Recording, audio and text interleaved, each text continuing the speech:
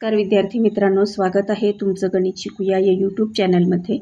विद्यार्थी मित्रांनो, आपण इयत्ता 7वी गणित यामधील प्रकरण 4 कोन व कोनांच्या जोड्या यांचा अभ्यास करत आहोत। त्यामध्ये आज आपण रेषीय जोडीतील कोन याबद्दल माहिती घेणार आहोत। चला तर मग आजच्या व्हिडिओला आता आपण सुरुवात करूया। इथे तुम्हाला आकृती दिसते, रेष PQS दिसते आणि त्यामध्ये Q बिंदूमधून QR हा एक किरण काढलेला आहे, हे तुम्हाला इथे आकृती दिसत आहे।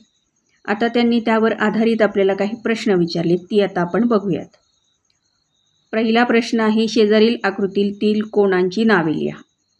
यातील पहिला कोन आहे PQS आणि दुसरा कोन आहे RQS। हे दोन कोन आहेत। कोनांची जोडी कोणत्या प्रकारची आहे, तर ती आहे पूरक कोन आहेत ते एकमेकांचे, म्हणजेच ते रेषीय जोडीतील कोन आहेत। कोनांच्या असामायिक भुजा कोणत्या आहेत, तर त्यातील असामायिक भुजा आहे QS आणि PQ। मापकोन PQRचं माप आहे 120, कारण तो आपल्याला दिसतोय की तो विशाल कोन आहे, आणि हा RQS हा काय आहे, आपल्याला दिसतोय की तो लघु कोन आहे, म्हणजेच त्याचं माप आपण इथे काय घेतलं, 60 अंश घेतले। मग या दोन कोनांच्या मापांची जर बेरीज केली, मापकोन PQR व अधिक मापकोन RQS, तर ती आहे 180 अंश। आकृतीतील कोन PQR आणि कोन RQS हे संलग्न कोन आहेत, तसेच ते पूरक कोन आहेत।